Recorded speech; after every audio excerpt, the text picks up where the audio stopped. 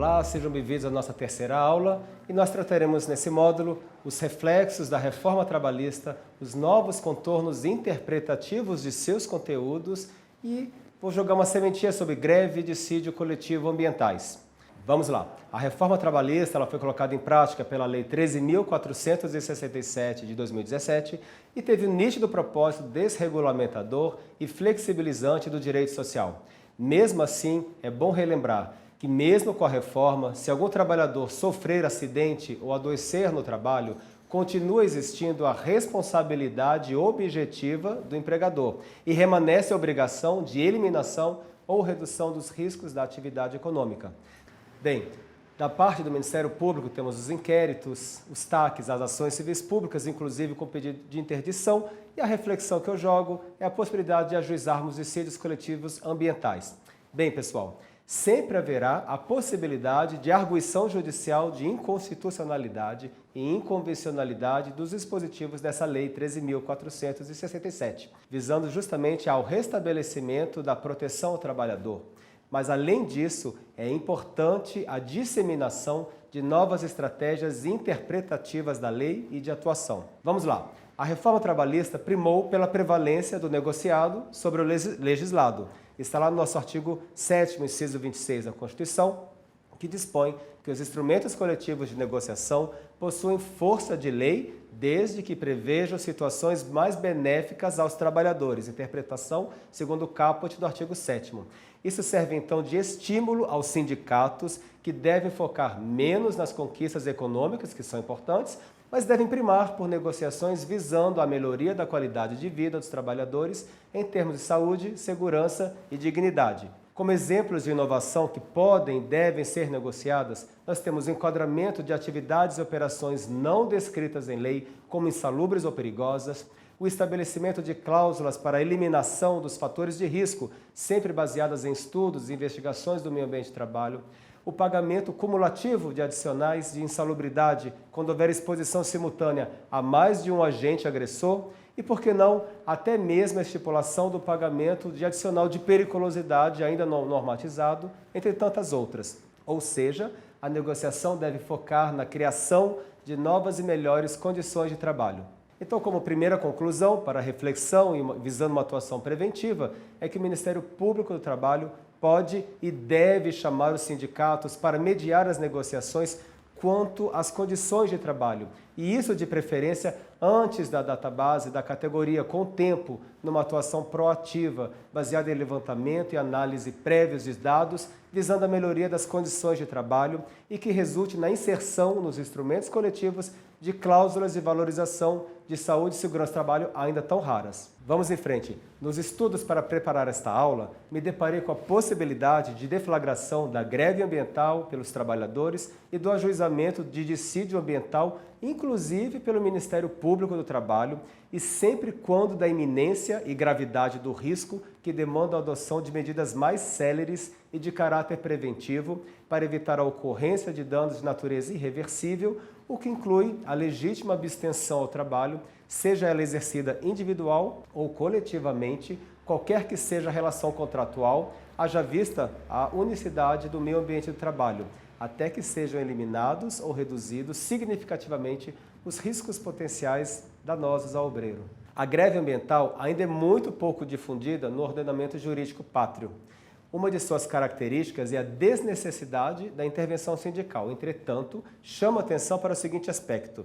Diante da possibilidade de uma posterior solução negocial ou mesmo do ajuizamento de dissídios coletivos, inclusive pelo Ministério Público, entendo ser importante a participação e o acompanhamento dos sindicatos. E sabendo de alguma greve ambiental deflagrada, o Ministério Público do Trabalho pode e deve atuar, seja com a celebração de TAC ou com a propositura de ação baseada na análise aprofundada das condições laborais, visando a melhoria do meio ambiente do trabalho. Bem, com relação ao dissídio coletivo ambiental, um instrumento muito pouco utilizado, começamos conceituando o dissídio coletivo. É uma ação destinada à solução de conflitos coletivos trabalhistas por meio de sentenças normativas constitutivas de novas condições laborais.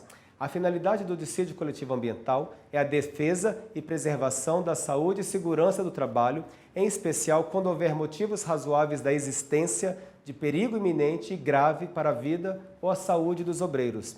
A legitimidade para ajuizamento do dissídio coletivo de natureza ambiental é via de regra das entidades sindicais que representam os trabalhadores. Agora, uma observação importante: o Ministério Público do Trabalho pode ajuizar o dissídio coletivo, pelo menos nas atividades essenciais, conforme a Constituição Federal, artigo 114, parágrafo 3º, a própria Lei de Greve e a CLT. Então, a segunda conclusão para reflexão e discussão no Fórum de Debates, visando uma atuação criativa, preventiva e inovadora, é que, em primeiro lugar, propusemos a participação do Ministério Público do Trabalho nas mediações antecipada em sede de negociação coletiva. Agora, defendemos a possibilidade do Ministério Público do Trabalho ajuizar dissídio coletivo ambiental, em especial quando houver motivos razoáveis comprovados com prova robusta da existência de grave perigo para a vida ou a saúde, visando a proteção do meio ambiente de trabalho para uma ou todas as empresas da categoria econômica, e aqui reside uma das diferenças mais importantes com relação à ação civil pública,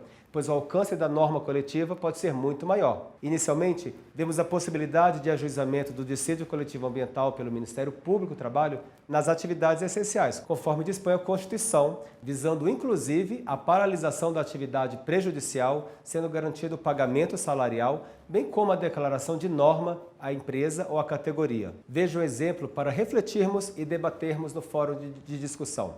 Poderia ser criada nova condição de trabalho via sentença normativa em dissídio coletivo ambiental para mudar a localização do motor nos ônibus para a parte traseira, longe dos motoristas e cobradores, haja vista a exposição contínua e prejudicial a elevados níveis de ruído e a comprovação do adoecimento em massa desses profissionais que contraem especificamente a PAIR, perda auditiva induzida por ruído? Vamos refletir. Vamos ao estudo de um caso concreto. Trata-se justamente da questão da saúde auditiva dos rodoviários. Vejam o vídeo. A Justiça do Trabalho condenou a empresa de ônibus Planeta e o GDF pelo excesso de barulho dentro dos ônibus. O motor dianteiro afeta a saúde dos trabalhadores.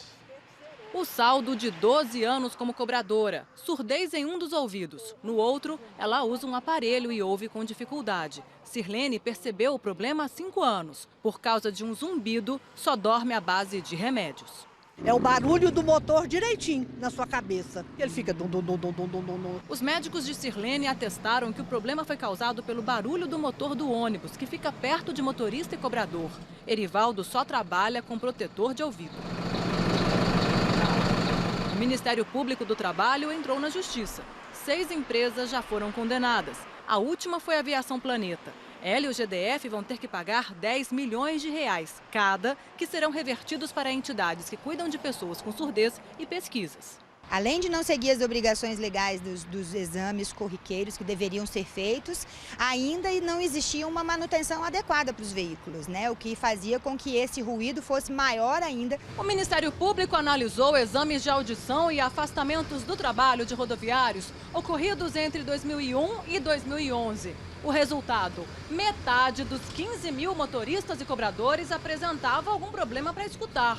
A chamada perda auditiva induzida por ruído, que é progressiva e irreversível. Pelo levantamento do MP, os gastos de 5 mil rodoviários com a Previdência em 10 anos foram de 27 milhões e meio de reais. A frota está sendo renovada, mas os motores continuam na parte dianteira. O MP monitora as novas empresas que passaram a fazer exames médicos periódicos. Um acordo é trabalhado para mudar a lei.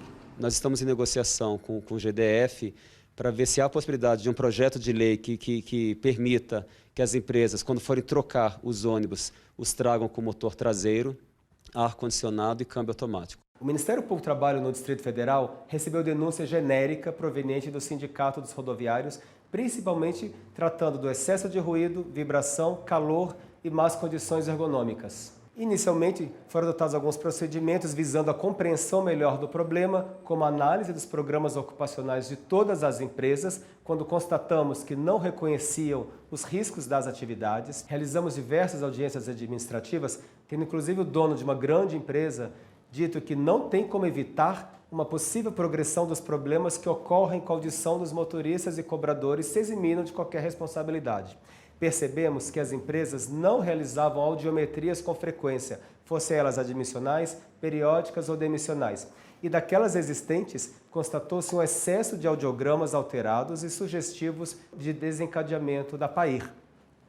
Ainda foram realizadas diligências nos ônibus, comprovando a exposição ao ruído acima dos níveis de tolerância. Enfim, adotamos novos procedimentos complementares, realizamos o cruzamento de dados oficiais, com análise dos benefícios por afastamentos previdenciários de todas as empresas no Distrito Federal durante 11 anos, o que resultou em aproximadamente 5.000 trabalhadores afastados, representando mais de 2 milhões de dias de afastamentos e ainda cerca de 28 bilhões de reais somente com despesas com benefícios, e isso atingindo 52% dos rodoviários aqui no Distrito Federal. Utilizamos a metodologia do Nexo Técnico Epidemiológico, elaboramos as séries históricas, muito importante isso, das audiometrias dos empregados que as fizeram, considerando os exames admissionais e periódicos quando realizados, o que demonstrou a degeneração auditiva em diversos trabalhadores. Foram expedidos ofícios a todas as montadoras e fabricantes do país, que em resposta responderam claramente que possuíam opções de ônibus, seja com motor dianteiro ou traseiro. Foram propostos termos de ajuste de conduta para todas as empresas que se negaram sistematicamente em assiná-lo. Bem, durante o curso do inquérito, o Distrito Federal estava em vias de publicar o edital de licitação para a prestação do serviço de transporte público por novas empresas e, por isso, foi chamado para prestar esclarecimentos.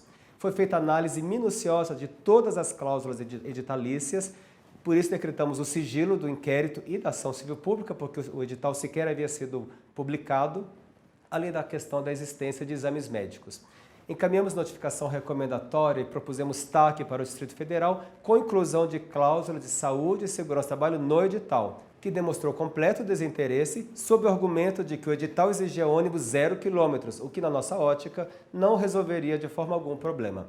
Entretanto, permanecia a possibilidade de veículos com motor dianteiro e sem ar-condicionado, entre outras irregularidades. Enfim, concluímos que o modelo de ônibus com motor dianteiro era prejudicial à saúde dos rodoviários. Primeiro, ajuizamos ação civil pública contra o Distrito Federal, em virtude do edital de licitação. Conseguimos eliminar, que infelizmente foi cassada pelo TST, sob o argumento à época de que, não obstante a importância da causa, havia Copa das Confederações e Copa do Mundo chegando e precisávamos de ônibus na rua. Bem, depois disso ajuizamos ações civis públicas contra todas as empresas visando a responsabilidade objetiva e o governo do Distrito Federal como poder concedente visando a sua responsabilidade solidária.